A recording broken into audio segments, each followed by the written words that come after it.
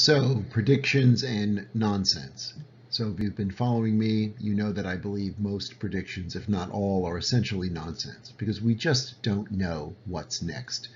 And I joke that if you're ever at a cocktail party and someone mentions that they're a futurist, just stop listening because they have no idea, right? Because the thing that we really understand about progress is it's not something that is easily predictable, if at all. So one of the things that people like to do is they like to draw simple lines, right? So here's what we know, so therefore this is where we're going. But we know that real progress is a discontinuity, right? We didn't see that coming, we didn't understand about that. There was a basic discovery, but we didn't really apply that science until a small group of unique entrepreneurs came along and understood that. And that's really the point, that progress really is two things. One is it's a discontinuity. You can't draw a simple line. You can't draw a straight line. There's no sort of natural progress to that.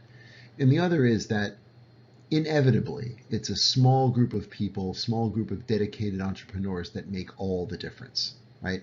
Sometimes it comes down to one or two people.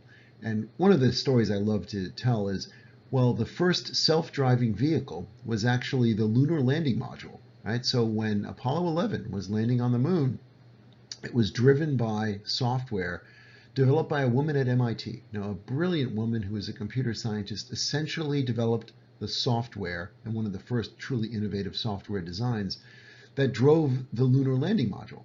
And so the interesting thing there is her work essentially laid the foundation for dramatic new improvements, right? And then also another MIT person, Claude Shannon, developed essentially the fundamental tools for digital communication, right? So Claude Shannon is, a genius. His work and his group of small people developed communication technologies that we use today. And Claude Shannon did that in the 1950s and 60s, right? So it's small groups that really create discontinuities. And so another story that I love to say is people really don't understand what discoveries mean, right? So the great story with Queen Victoria when she saw Faraday's, well, essentially an electric motor that created electromagnetism, which essentially created electricity, right? So he's generating electricity for the Queen, and she very famously says, well, it looks awfully clever, but what would you ever use it for, right? So it was unimaginable that electricity would be the indispensable tool that it is today. And as George Carlin said, if you really want to shut the world down, just turn off the power, right? We would have no idea how to function, even though the world and mankind to a degree functioned for tens of thousands of years without electricity and the electrical grid. Now we couldn't function for a day without the electrical grid. So that dramatic change was unforeseen when it happened, right? And that's the key. It's a process that is not smooth at all, and you have these basic discoveries, basic science, basic breakthroughs. You have the laws of thermodynamics and electromagnetism that create steam-powered engines, heat-powered engines, electricity, all of these things that have really fundamentally changed the world, but we just didn't know it at the time, right? So that's the point, that people don't know the point, right? So when I say what we really want to do as a society when we think about predictions and what we need, well, I say let the best be their best, right? So we have almost bewildering tools. We have artificial intelligence, we have machine learning, we have new life science technologies like gene editing, CRISPR, these kinds of things. We have nanotechnology, and you could really get lost in all these details. But there are people that understand this extremely well and can do extraordinary things with them. So let them do that.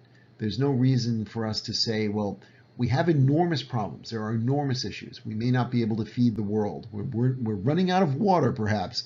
Climate change is helping to destroy the world we live in. There's all sorts of things that can drive you almost mad with the challenges we're facing. And so what we really need more than anything is not solutions that are directed towards a specific thing that we guide. We need basic discovery. We need basic understanding and new science to be created. And then it's with that these small groups of informed and driven individuals can create those solutions, right? So when I say it's a fragmented world, that's unfortunate, right? Because it's only through cooperation and coordination that we solve these problems. Because all those issues I just mentioned, when it comes to climate, when it comes to food stresses, when it comes to issues with water, and all of these basic resources that we need globally. It's only through global cooperation that we can handle that, right? So if we cut back our greenhouse gases and that somehow has an impact for us, well, not really, because the rest of the world may not cooperate with that, so it almost becomes meaningless. So it really is this cooperative nature to enable basic science, to then enable people to create the tools and discoveries that are needed to really address those key problems. That's what the future really should be, and we're doing our best to get in the way of that, right? So we can't see what the problems, well, we can see the problems, we can't see the solutions, and we think we can map solutions to problems. We can't. It's a gift that a handful of people have, and it's only with basic discovery and the tools using those basic discoveries that we enable real solutions, right?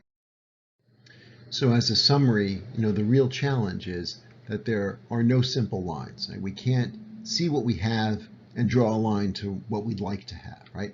It takes a disruption, and it's small groups of people being creative, thoughtful, willing to be wrong, willing to risk things. And these are things that just simply can't be created. If there's enough incentive to the rewards to that solution, we get those solutions. But our job really as a society, and I think as a policy, is to create those tools that they can use, right? So it's about discovery first and vision later, right? It's not vision now. Let's have, this, that, let's have, flying vehicles, let's have green, whatever, let's, whatever it is, there's a vision. Well, it's discovery first, because it's vision that makes things happen, right? It's sort of a vision and a spirit, and then a dedication to a solution, but it's having those tools, right? So discovery is not something that we can really see the ultimate application.